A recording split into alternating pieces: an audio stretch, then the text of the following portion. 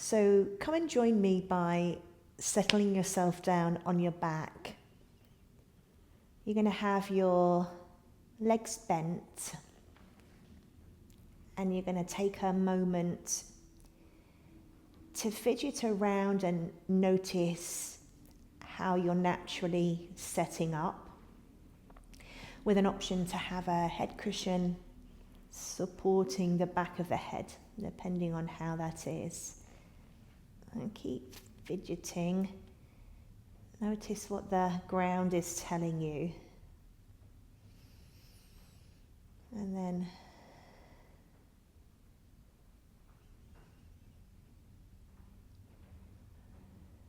become aware of your breath.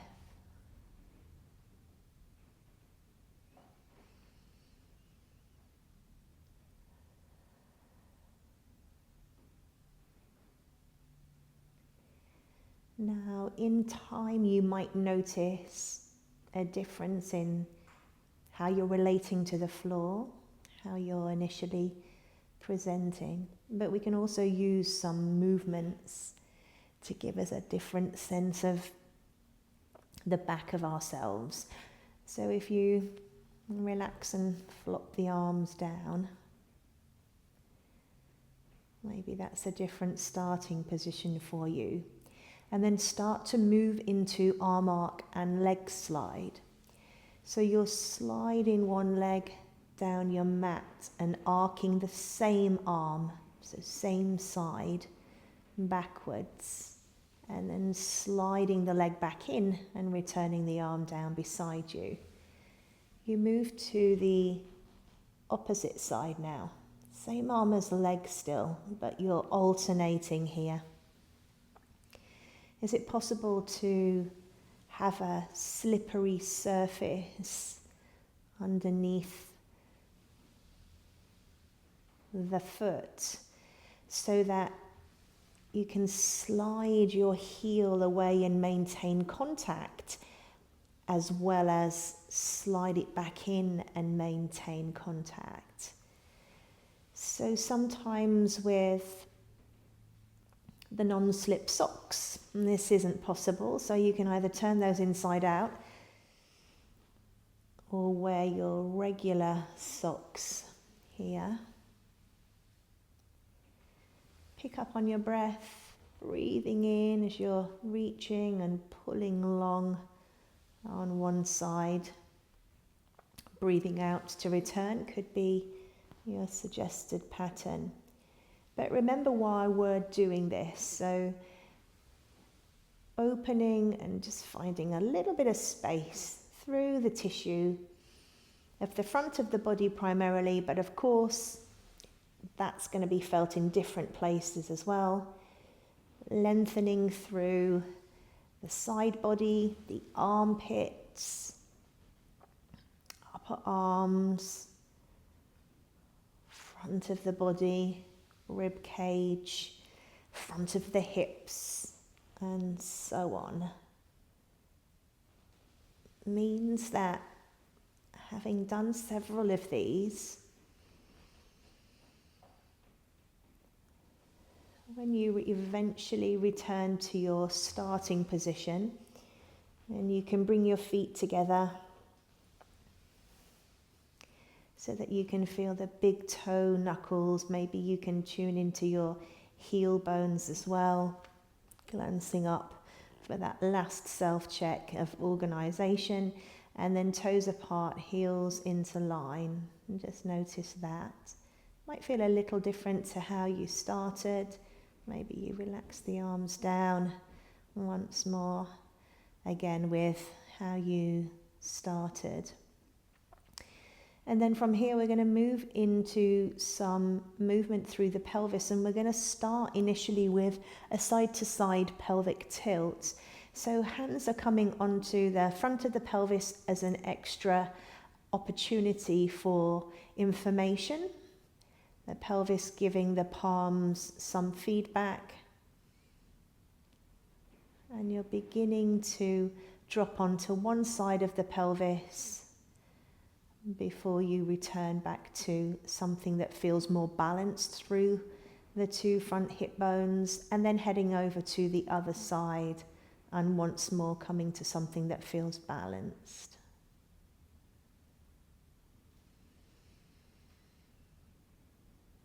Notice whether you have ease of movement here today. Notice whether one side feels like it's just a little more willing to move for you. Maybe changing your breath pattern will help create a little bit more ease if you're feeling a little bit of tension. Whilst you're noticing what the hip bones are doing into the hands, you can also be noticing how the back of the pelvis is relating to the floor there too. So one side of the sacrum gets heavier and you return, and then the other side of the sacrum gets heavier. How is the rib cage? How is that doing there? Is it following suit? So as your right hip bone moves up towards the ceiling and the left side of the pelvis gets heavier, what do your left ribs do? As your right side of sacrum gets heavier down towards the mat and the left hip bone lifts up into the air, what do the ribs do on that side?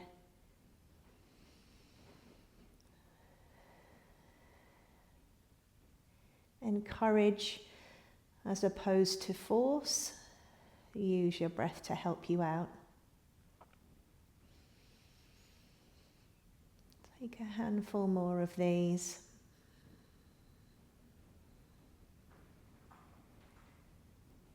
And then once more, find what feels like a comfortable position to rest in. What's your center?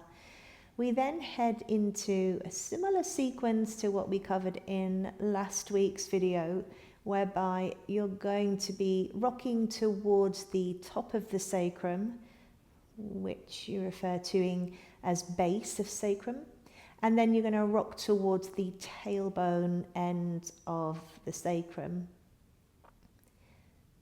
Is it possible to move in a small range with very little recruitment from the lower abdominal area, maybe the seat and the glute area? Notice how that feels. Movement could be increased in terms of range. You might start to get some flickers of activity through the front and the back. As the movement gets bigger, you'll also notice that there's a little bit more involvement of the rib cage itself, a little bit more involvement of the lower back. Notice as the pelvis tips towards the base of the sacrum. Remember, that's the higher part. And the lower back seemingly gets that little bit closer to the floor as it's changing its shape into a more of a lengthened curve. The back ribs are also spreading back, and you feel that you could fall into those. And then, of course, the opposite happens. It seems like the front ribs expand for you, whilst you crease a little bit more here, but you're heading more towards the tailbone end. All of that could feel like it's a little bit more exaggerated, not by forcing the range, but by being a little bit more specific about the breath pattern that you choose. So breathing out as you're falling into your back ribs. Breathing in as you head towards the tailbone. As you finish here, you're going to finish, and again resting somewhere where it feels comfortable. If you used a head cushion, slip that away, because this may feel different as you land the head back on the mat. As you land the head on the mat and you feel your bony landmark at the back of the head there, If your eyes are closed, just open them and just check naturally where your gaze may be. Could it be straight up towards the ceiling? If it's way, way behind your usual eye level, so above where you might be looking if you were standing upright and looking out straight, then feel free to bring a little cushion back in. It's just going to mean that your starting point feels a little bit more closed between the chin and the chest. Use the prop to help you with that rather than fixing your position. And then moving around with the feet and the toes, because we're next going to head into some bridging. So we want some awareness of the big toe side of the foot, the little toe side of the foot, and of course the heel. And then when you're ready here, you're going to be standing down into the feet, hovering the pelvis and tipping it back towards the rib cage, looking at some subtlety of change there. Breath in at the top of your movement, wherever that feels like it needs to be. As your first one, you breathe out and you'll fall into the back of the ribs. The sit bones feel like they're already beginning to part, so that the back of the ribs, the waist, and then a little bit of the lower back and the sacrum itself seem to land at a similar time. Feet first. Pelvis lifts, and then it's tipping back towards the rib cage as your knees lengthening away from you there gives the back of the pelvis a little bit more space to lift up and into.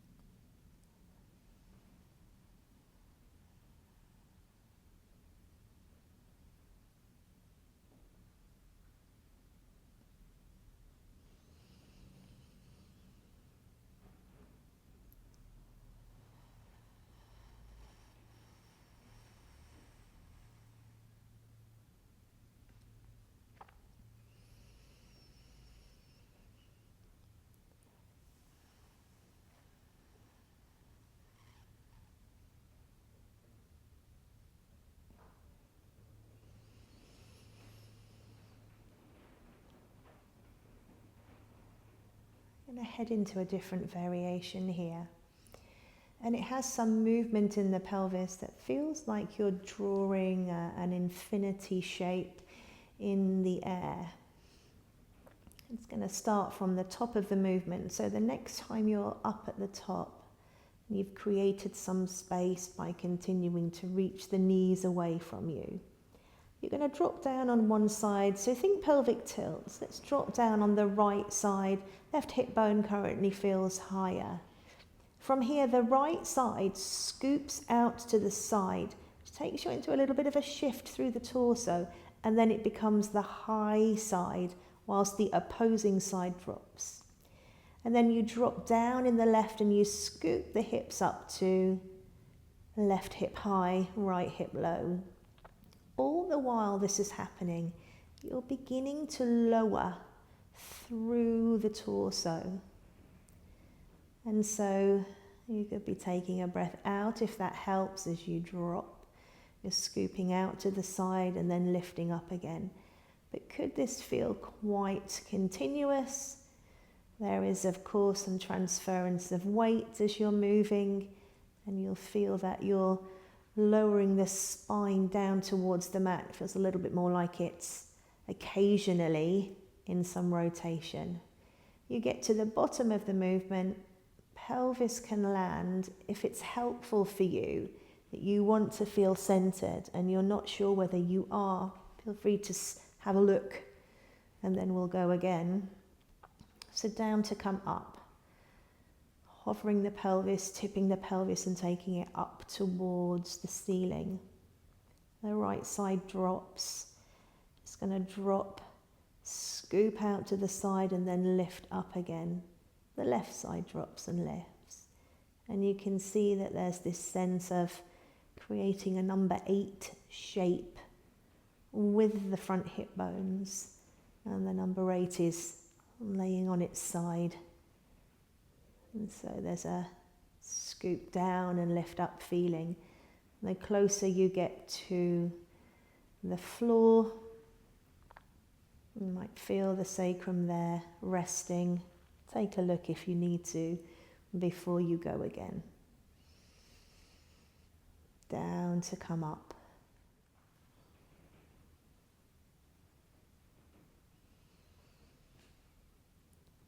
If you wanted to switch sides, so we started by dropping the right hip bone down and scooping up. You could alternate and start by dropping the left hip down and scooping up from that top point. Allow the transference of weight through the feet, which means that to a certain extent, the knees are going to be involved. You don't have to work hard for that. It's more, again, allowing it to happen. If you've been alternating, then of course you want to be finishing on the opposite side. Otherwise, notice how through the repetition this might be making a little bit more sense to your body. It is unusual. Down and out around, down and out around.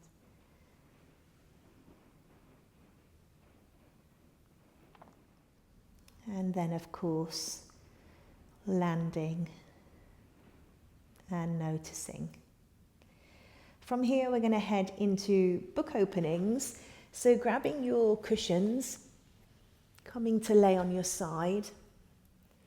Notice how you feel as you come into your starting position in terms of organisation. Remember, there are various things you can do with the lower body position. Also, just check in, how does this shoulder feel? Would you like a little bit more lift, extra cushioning, that kind of thing before you start to move? Arms are straight out in front of you. This could be a feeling of in front of your chest. And then when you're ready, opening your top arm as you take your breath out, looking to the hand, wide through the collarbone, leaving the legs behind. As you breathe out, you're rolling your head on the cushion, which in turn will bring the hand back to the starting position.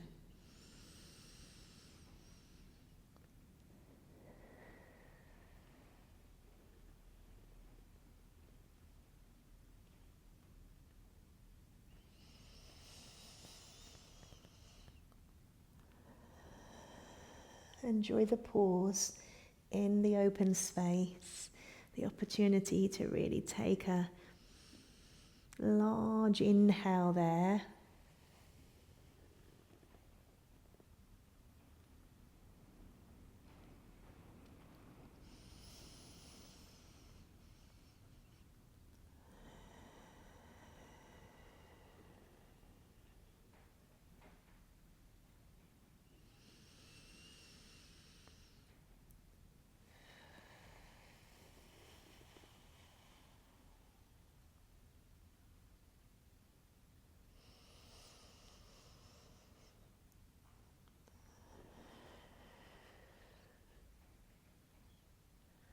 Last one.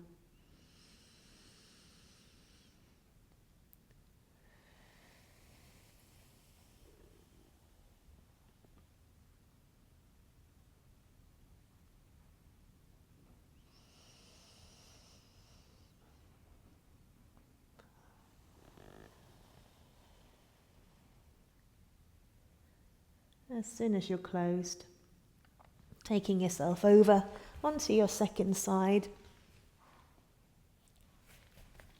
You can check in first. Perhaps you know that there's a likelihood of you using extra or less cushions here, depending on any shoulder reaction.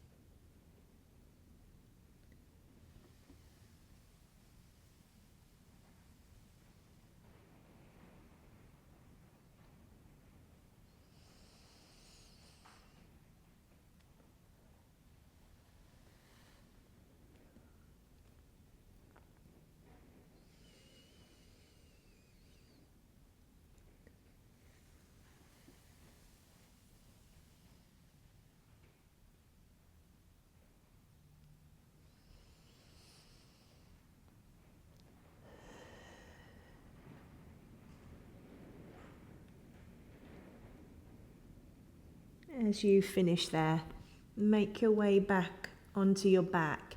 You can use a cushion behind the head here. We're going to do a little bit of work through the hips with a longer lever. So grabbing your band for that. You're going to take the band around one of your feet. And then you're going to bring yourself down. So you're laying flat. Foot reaching away into the band there. And head. Finding the head cushion. Now it always feels a little bit unusual coming into this position with the band around just one of the feet. Of course, because you've got some extra feedback coming in through that leg. You know, reach into the band with that leg and take the leg up towards the ceiling, and then very slowly, maybe that means small as well for you. You're going to start to bring the toe back towards the shin. There's a little bit of softness through the knees there.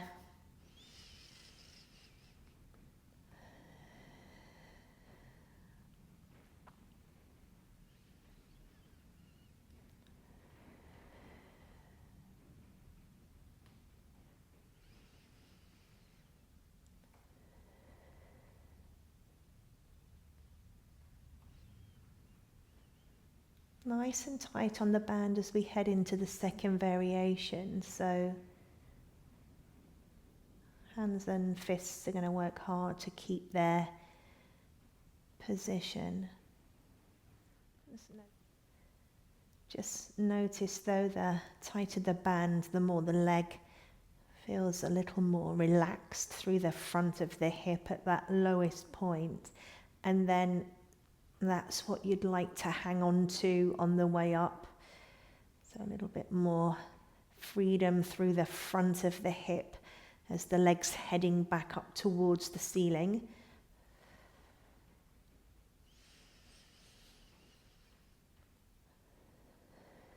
Take one more of these.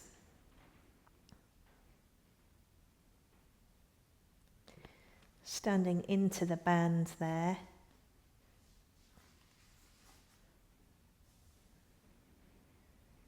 And bringing both legs down.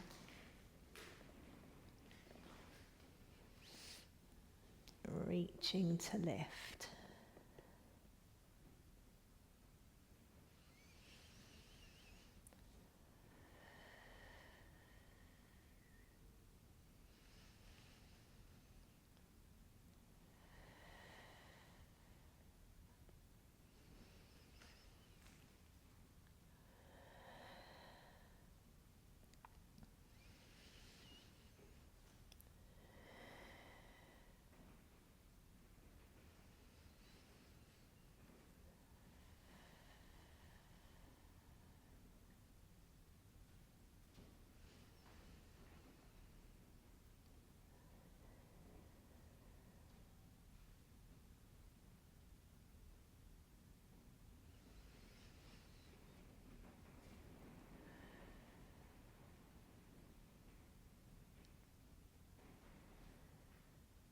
And then reaching into the band.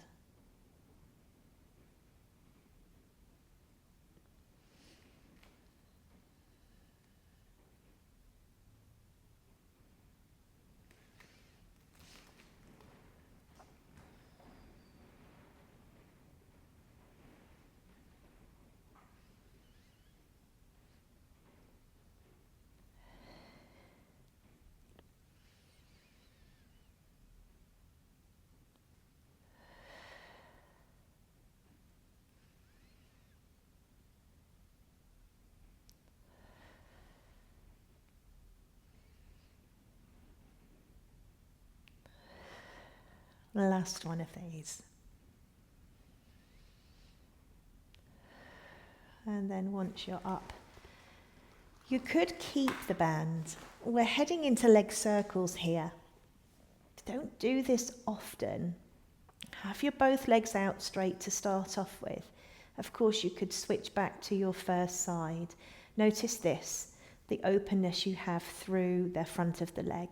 You're going to be digging one of your heels down into the floor. And as you do that, you reach the other leg long and you carry the leg up towards the ceiling.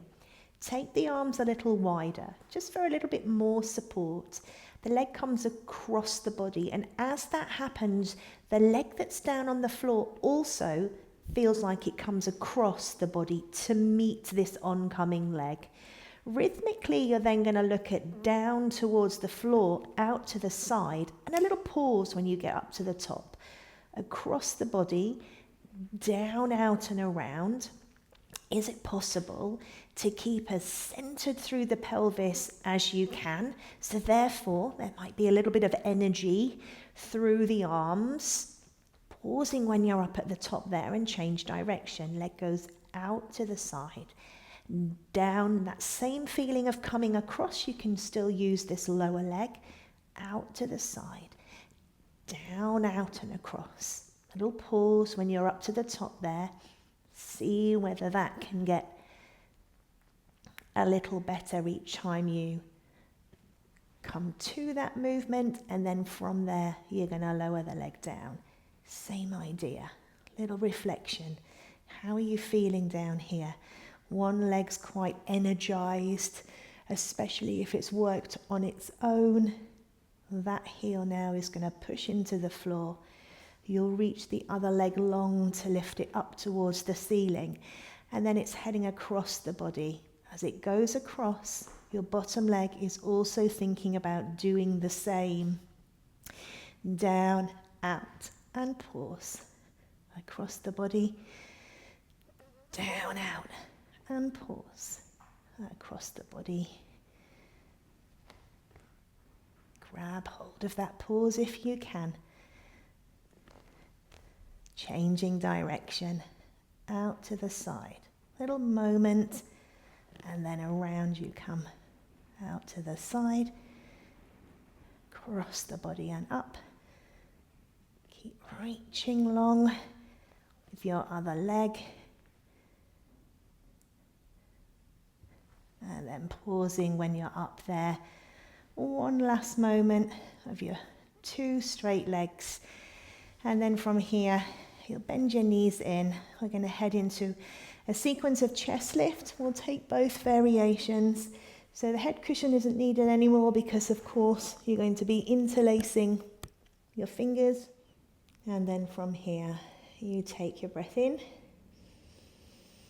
As you breathe out, there's a noticeable deflation through the ribs and the sternum, which in turn brings the face forwards. You're then inhaling to lay yourself back down again. Breath out. You sigh to curl up, and breath in to lay yourself back down again.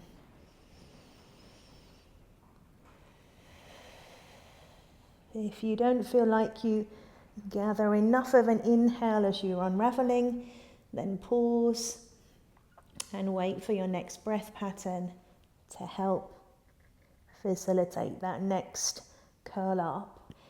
As we move into the second variation, you're going to release your arms and hold on to your legs wide and through the elbows, which in turn draws you up a little higher. Hands are then coming back behind the head and you unravel to lay yourself back down again. Breath out to sigh and curl up. Reach and hold. Elbows widen. Hands coming back behind the head and you lay yourself down.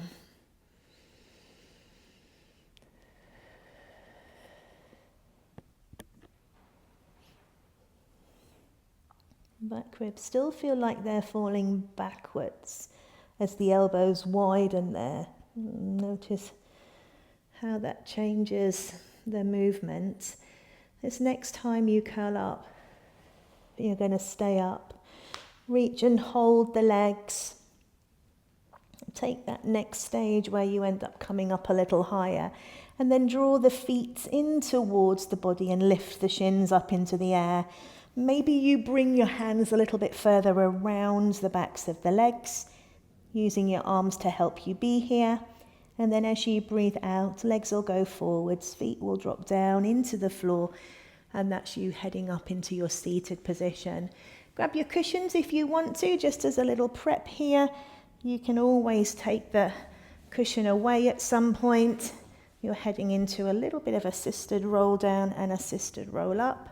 So from here, right up on your sit bones, feet are going to push down and forwards, and you're going to make your way off the sit bones and head towards the bottom of the sacrum, middle of the sacrum, base of the sacrum, lower back, waist, back ribs. As you breathe out, legs go forwards. You're sighing there, and that's going to bring you all the way back up to go again. Little sigh, and you see that the mat is moving, being stretched away, just to give a little bit more space through the front and the back.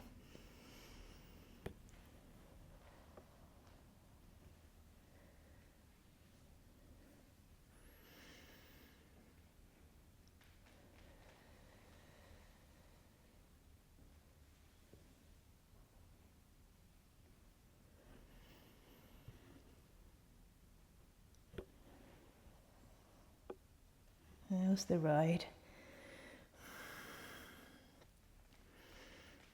Does it feel quite centered?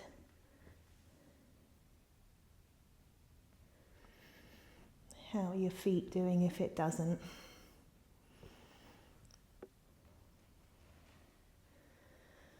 When you head down next, you're heading into single leg stretch, and we're also going to look at the straight leg stretch variation as well. So find yourself here, draw one knee into your chest, and then take hold of it. You always got one hand across the body and the other hand low towards the shin. Now, just in case you're up a little high, do make sure that the low ribs drop down towards the floor. Think chest lift, and then switching here.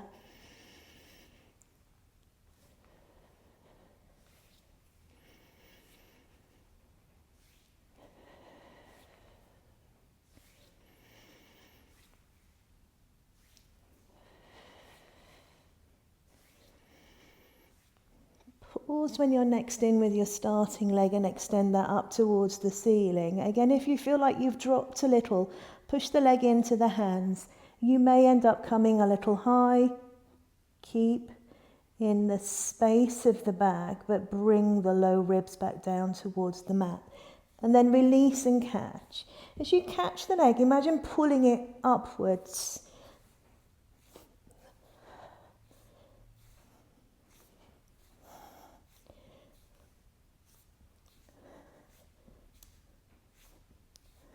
Two more. Bring your knees into your chest. Lay yourself down and then bring the feet separately down onto the floor. A quick side to side here. If you wanted to, you could bring the feet into the air and take the side to side variation with the legs raised.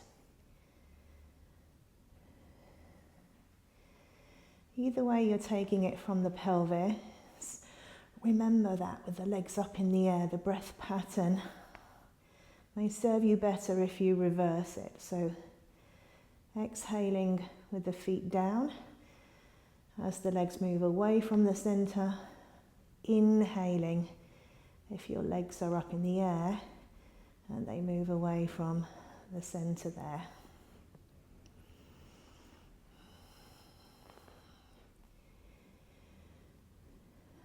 From here we're heading into side lift. So bring the legs separately down if they've been up there. Sway your legs over to one side and then bring yourself up onto your forearm. So you're looking at your side lift variations, initially starting with your two bent legs. With your two bent legs, remember, we're not quite in book openings. The knees are further back. They are in line with the pelvis and the elbow, and you'll find that your shin bones are behind the body line.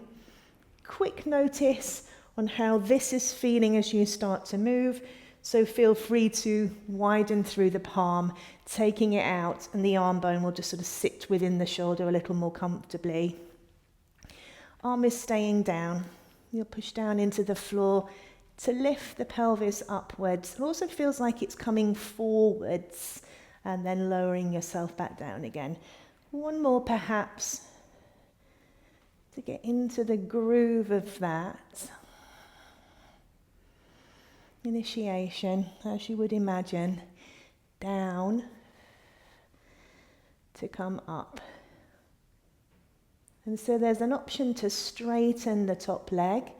You're a little bit heavier this way, and that heavier is really about what's happening through the shoulder girdle in terms of support and stability. And then finishing off as an option to have two straight legs, two flexed ankles. Find your big toe knuckles and your heel bones down to come up. Lowering yourself down. Bottom edge of foot might need to reach away from you just to clear the lower leg from the floor. Slowly lowering down. Couple more, just checking with your gaze. Back of you's on line, as if you're on your foam rollers.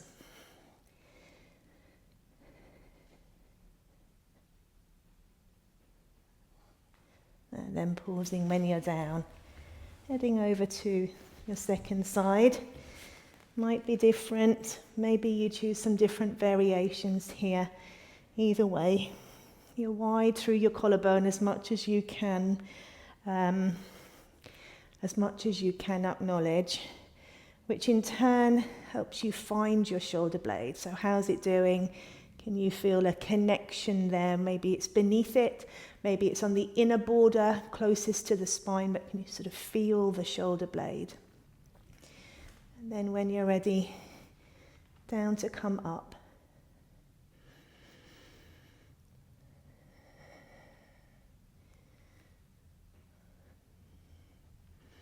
The elbow may be what leads you in the down moment. Forearm perhaps.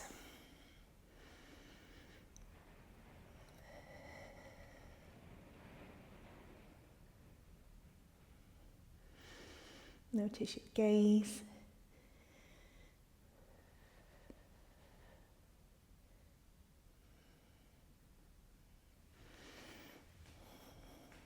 Edges of the feet.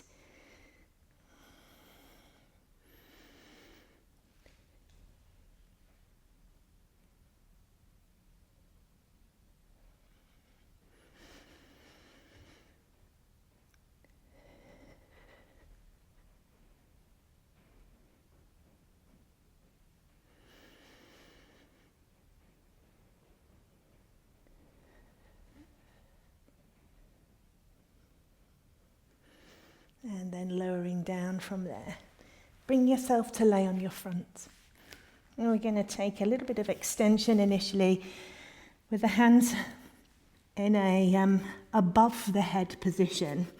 So that means that the elbows are wide. You're walking your legs back from your pelvis. And the forehead is low to the floor. There's still some space. Tune into whether your chin is closer to the mat than your forehead. Could it feel like they're both equal distance away? And then perhaps you want to rock the pelvis or continue to lengthen the legs away from you, just to give you that little bit of extra space.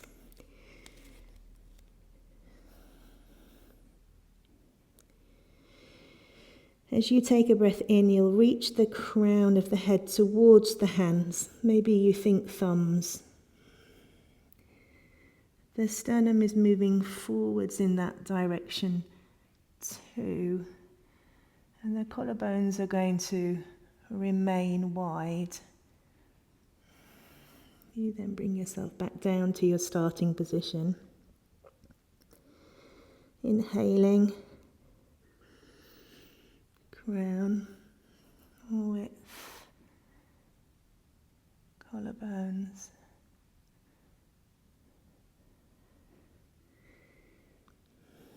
How's the chin, forehead going? Does the back of the head feel like it's keeping up with the upper body? Notice your shoulder blades.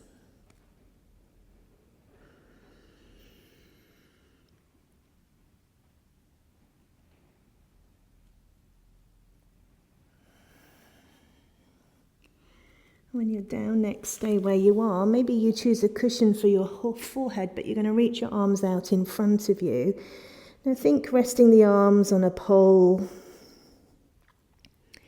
like you might do for one of your extension variations of Swan. But here, what we're going to look to do on the little finger side of the hand is reach opposite arm and leg long and away. Chin, forehead, are they keeping up with the upper spine? And then lower yourself back down again. Breathing in to lengthen. And you think about arm arc, leg slide in terms of relationship between the toes and the fingers. Little finger feels like it's coming from somewhere as low down in the back of you as you can detect.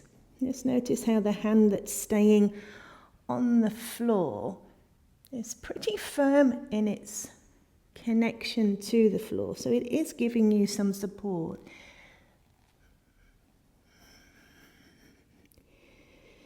When you lengthen to lift next, you're going to stay up and you're going to lengthen and lift the opposite side too and start to paddle.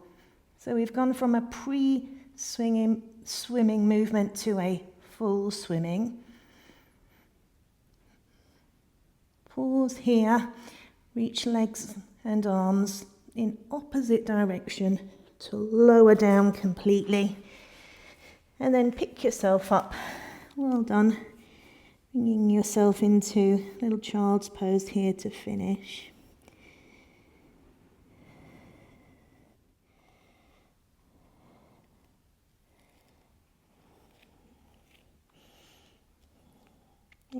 wants to be something else, then let it. You are heading into an upright standing position. So where do you want to go and how do you want to get there?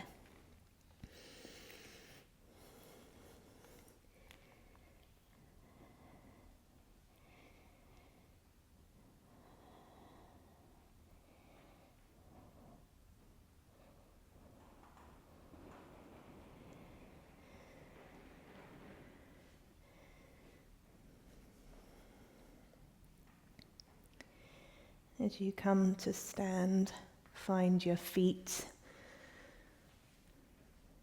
Maybe that means wriggle your toes a little bit. Move the feet side to side. Find them. Heels, balls of the feet.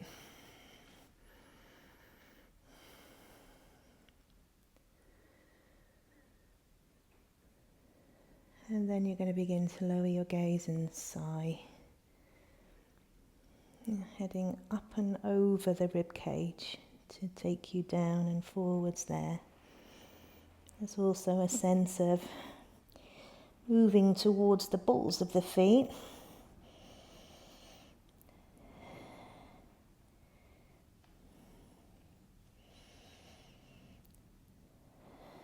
No force. Just noticing, picking up just generally how that is.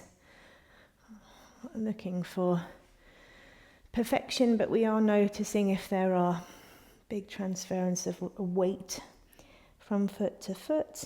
Just picking up on it. Where does your spine really want to open up at the back?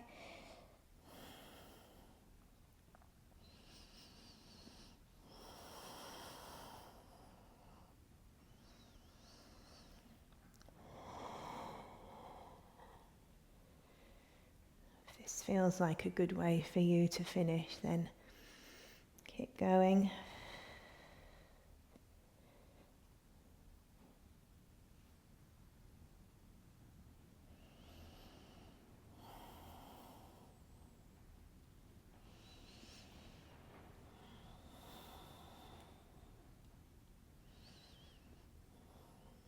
If you'd like to walk out and find your plank position, and then do so too.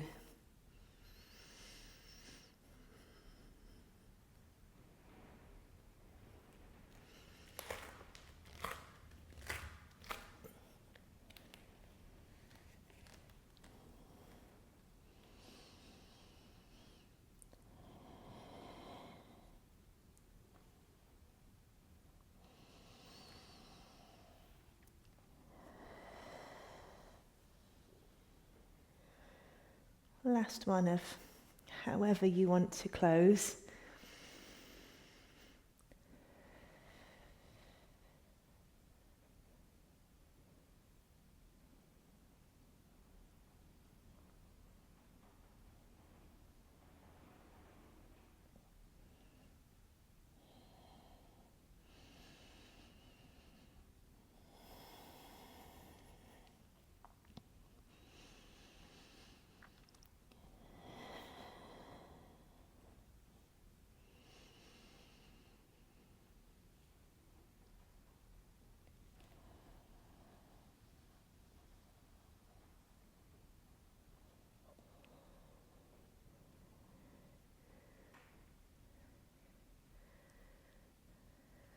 And then pausing when you're up. Well done, everyone. Take care.